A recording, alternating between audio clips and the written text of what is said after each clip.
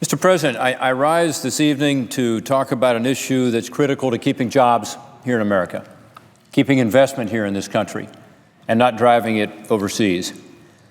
We had another reminder just last week of just how broken our tax code is when a huge company, Pfizer, pharmaceutical company, decided it could no longer compete in the global market as a U.S. corporation. Instead, it's seeking a merger with an Irish-based drug maker called Allergan.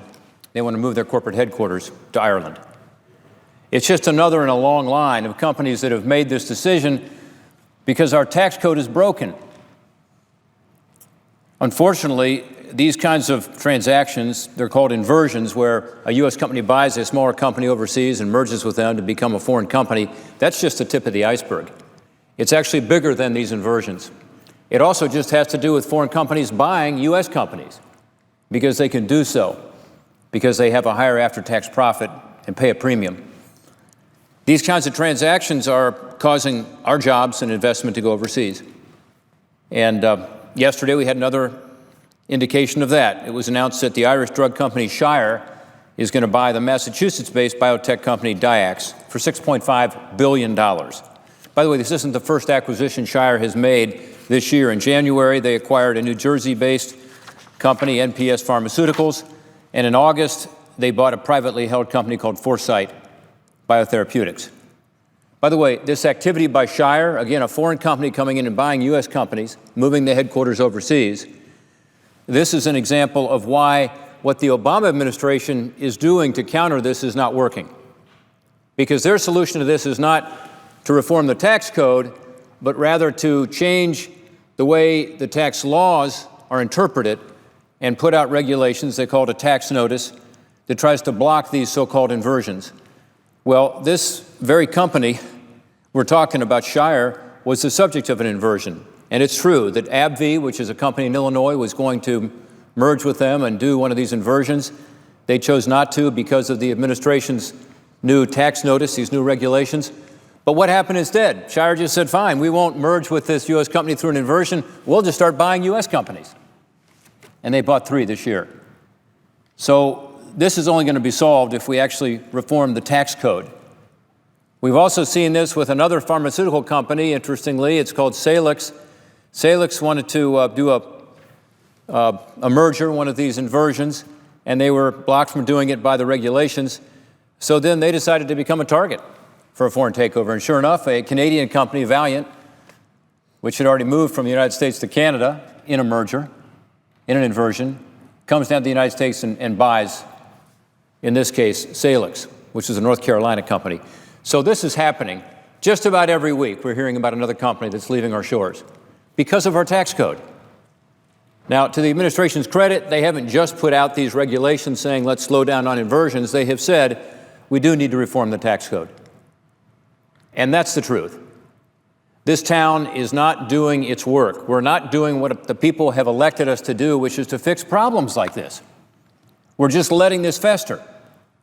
And again, every week we have another example of this. It's no secret why this is happening. At a combined 39% rate, 39% tax rate, the United States of America now has the highest business tax rate of any of the industrialized countries. It's number one you don't want to be. Second, we don't let companies who are American companies bring their profits back here without paying that prohibitively high tax, so they lock up their profits overseas. You've heard this probably, but they say there's about $2.5 trillion in earnings that are locked up overseas that could come back here to create jobs right here, expand plant and equipment, add more employees. Instead, because of our tax code, it's not coming back. $2.5 trillion. Really importantly, the burden of this falls on American workers. Think about it. One, because these companies in America aren't as competitive as they should be because of our tax code. According to the studies, wages are lower, benefits are lower, U.S. workers are caught. This is one reason, among others, but one reason, that we've got wage stagnation in this country, because our tax code is so out of date. Just by fixing the tax code, we could give the economy a shot in the arm and help get those wages up. Instead, so many workers in my home state of Ohio and around this country are working hard, playing by the rules, doing everything right, and yet their wages are flat, even on average declining. This is a new phenomenon for us in this country. But in the last 6 years, wages have gone down on average, not just stayed flat. And by the way, expenses are up. Healthcare, thanks to Obamacare. Tuition costs, energy costs, electricity bill, food costs. It's called the middle class squeeze. Flat wages, higher expenses. One way to fix that is to put forward pro-growth policies that can actually make a difference in getting this economy moving. And here specifically, we have an example where if we had a better tax code based on the economic analysis, it would result not just in more jobs, but in better jobs. So it's a way we can help, not just to bring back the jobs, but to bring back better jobs. Almost all of our competitors, think of the UK, United Kingdom, Japan, they've lowered their rates, and they've also gone to a competitive international tax code where their companies can bring their earnings back to invest in their country. So they're beating us. America's falling behind because of this problem. American companies are much more valuable as foreign headquartered than they are in the hands of U.S. owners. It's the primary reason, by the way, that last year, the number of acquisitions of U.S. companies by foreign companies doubled. Let me say that again. Last year, there were twice as many foreign takeovers as the year before. Twice as many. Something's happening here. By the way, this year, the $275 billion worth of takeovers we saw last year is likely to go to over $400 billion, we are told. So it's not quite a doubling this year, but pretty darn close. Again, there's something happening. My concern is if we don't do something about this, we're going to look back 4 or 5 years from now and say, what happened? All these great U.S. companies have gone overseas. And it's not just pharmaceutical companies. It's across the board. It's all kinds of industries. Try to buy an American beer. The largest U.S. beer companies are now Sam Adams, with about 1.4% market share, and Yuengling with about the same market share. All the rest are foreign-owned, all of them, because of our tax code. Anheuser-Busch went overseas, Miller's overseas, Coors is overseas. You go right down the line of American businesses that are affected by this, and it's thousands and thousands of jobs. We did a little investigation of this in the subcommittee that I had. It's called the Permanent Subcommittee on Investigations. I co-chair it with Claire McCaskill, who's a Democrat from Missouri. We looked into this issue, did some research. We decided it was worth having a hearing to bring some of these facts to light. We did this a couple months ago. This is what we found out. Having reviewed more than a dozen recent foreign acquisitions of U.S. companies and mergers where the headquarters ended up being overseas, we found out that jobs are being lost, investment is being lost. Not a surprise. It's not just the headquarters that move, it's people, it's money. One prominent case study we looked at was the acquisition of this Valiant pharmaceutical company I talked about earlier. Valiant is now a company in Quebec.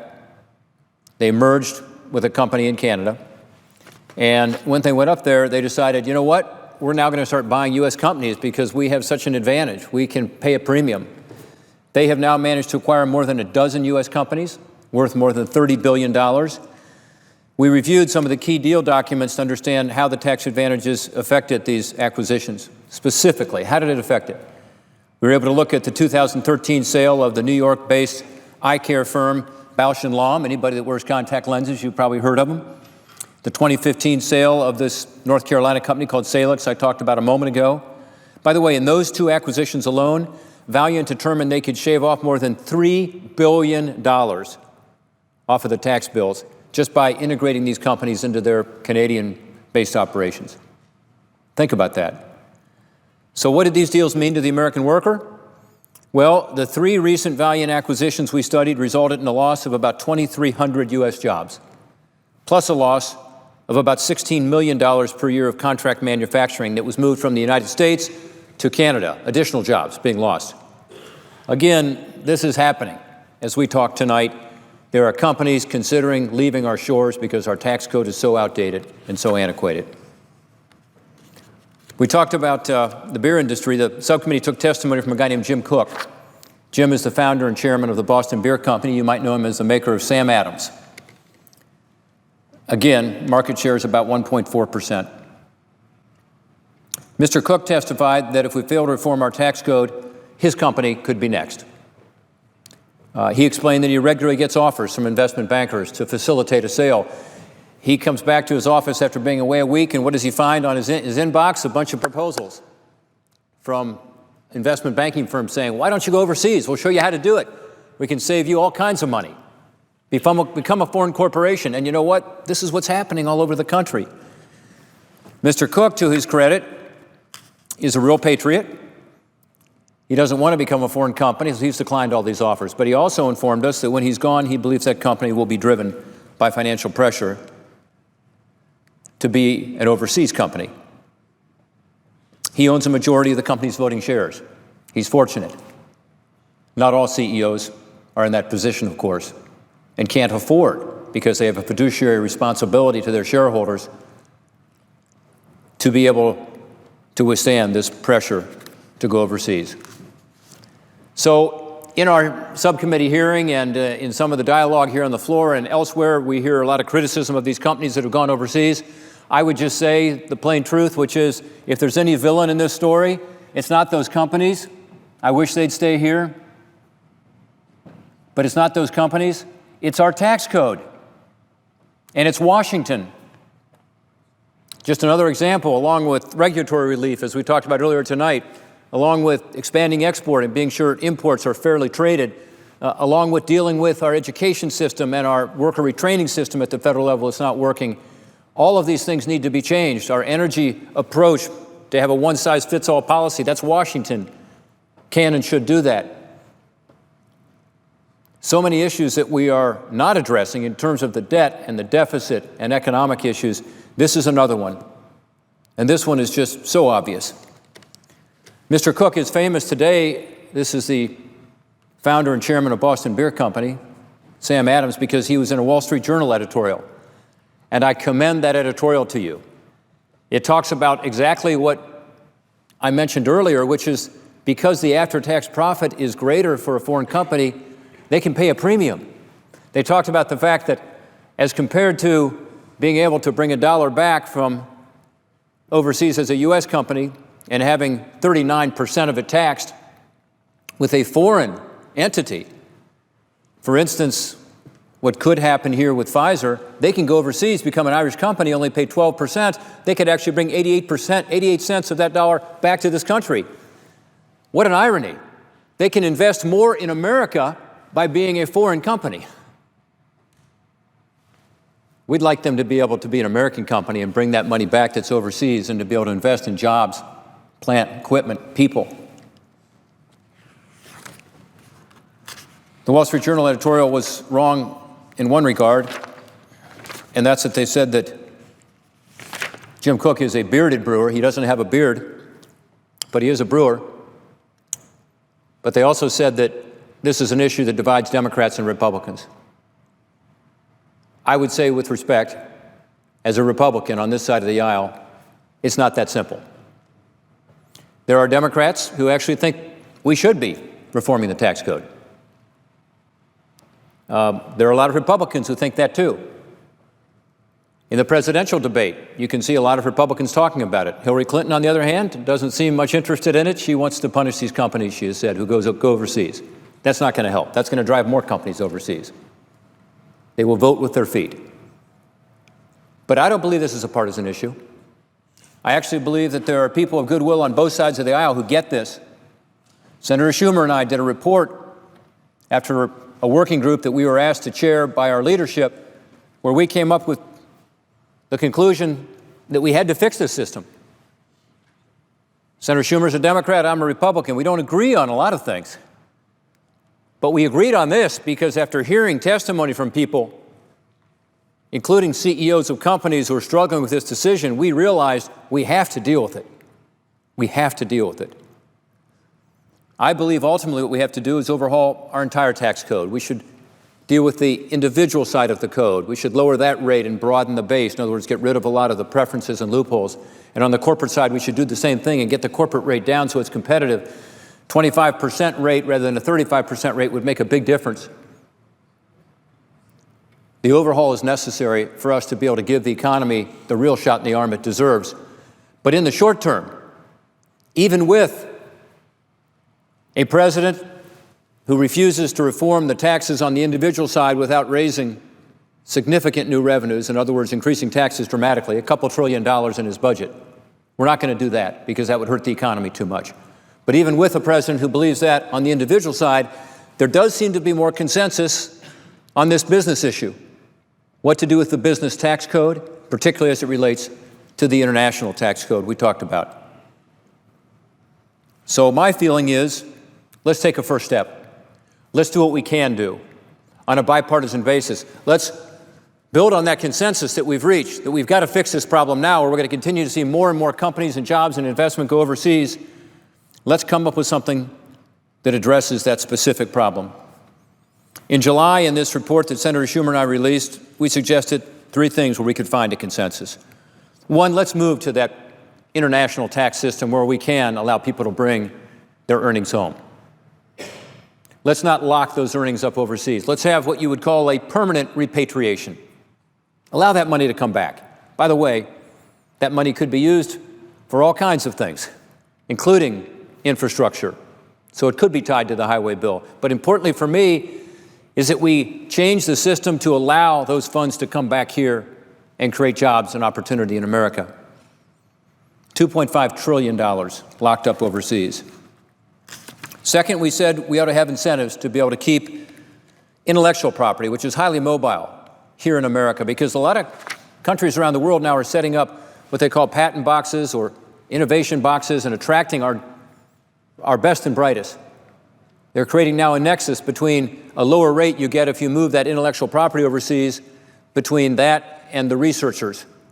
In other words, they'll give you a low tax rate, but you have to move the expertise there too. Again, we're going to look back a few years from now if we don't deal with this and say, what happened? Some of our best researchers, some of the best colleges and universities here are now not doing the work anymore because it's being done overseas because they're providing the incentives and we're not. And then third, we agreed we do need to have some sensible base erosion protections that would discourage companies from shifting their income to low tax jurisdiction, to tax havens just for that purpose. And by the way, the businesses that we talk to around the country agree with that. They would like to see a lower tax rate also, and that's incredibly important. And that's the obvious next step. But I do think there's an opportunity for us to act and act now to be able to help give the economy a shot in the arm, bring back the trillions of dollars overseas, and to help us stop this exodus of jobs and investment in U.S. companies overseas. I also believe we could act this year on this. We know what to do. There have been plenty of reports and studies. There was actually a tax proposal introduced by Dave Camp, who was the chairman of the Ways and Means Committee prior to Paul Ryan. Paul Ryan is very interested in this, who's now the Speaker of the House. He's done a lot of good work on this. The Ways and Means Committee, the Finance Committee have held literally dozens of hearings. We know what to do. It's a question of political will to get it done. As we do that, we should also be sure that the annual tax extenders, these are provisions of the tax code that are only in place for a short period of time. Right now, they've already expired. And the idea is at the end of the year, we might once again retroactively extend these tax provisions. Think of the R&D tax credit, for instance, research and development tax credit, very important. We think we should make those extenders that are good policy permanent. If we did that and we did this tax reform we talked about earlier, which, by the way, would be revenue neutral. This is the one area where the President of the United States and other Democrats are willing to say, let's not try to wring more taxes out of the system. Let's try to do this on a revenue neutral basis. By the way, it's going to be so pro-growth that it will result in more revenue coming in, not because you raise taxes, but because it's the right thing to do to encourage jobs and investment, opportunity. But if you did these tax extenders along with it, you'd be making policies permanent that would provide a huge boost to the economy. The Joint Committee on Taxation found that the short-term extenders package that was passed by the Senate Finance Committee last month, this is just a short-term one for a 2-year extension, would create $10.4 billion in new tax revenue over the next 10 years. Think about that. That's just a short-term extension. Imagine the growth if those were made permanent. So we do have the opportunity here to do something good for our country, for our companies, and most importantly, for American workers. And one that's going to result in growth in the economy, and therefore revenue through growth, not through higher taxes, but in fact, getting the tax rates down, but having a competitive international tax system. The last thing we want to do is to look back a few years from now and say, we had this opportunity. In this area, at least, we have a president willing to work with us. We have some Democrats and Republicans willing to join hands and try to get something done. And we missed the opportunity. And now we are seeing this unfortunate movement of more and more of our great American companies overseas. We are seeing the American tax base being eroded. We are seeing something that would take away the opportunity for us to help get this economy back on track for everybody, for the shared prosperity that we all seek. If that happens, we'll have no one to blame but ourselves here in this town. So I would encourage my colleagues, again, look at what's happening. Look at what's happening with Pfizer last week, with Shire this week, with yet another company, I'm sure, next week. We need to wake up and realize that if we don't act, and we alone can act, because this requires a change in tax policy, it cannot happen through more regulations. It has to happen by changing the law. If we don't act, we are not doing our duty to those who sent us here to represent them. Thank you, Mr. President. I yield back my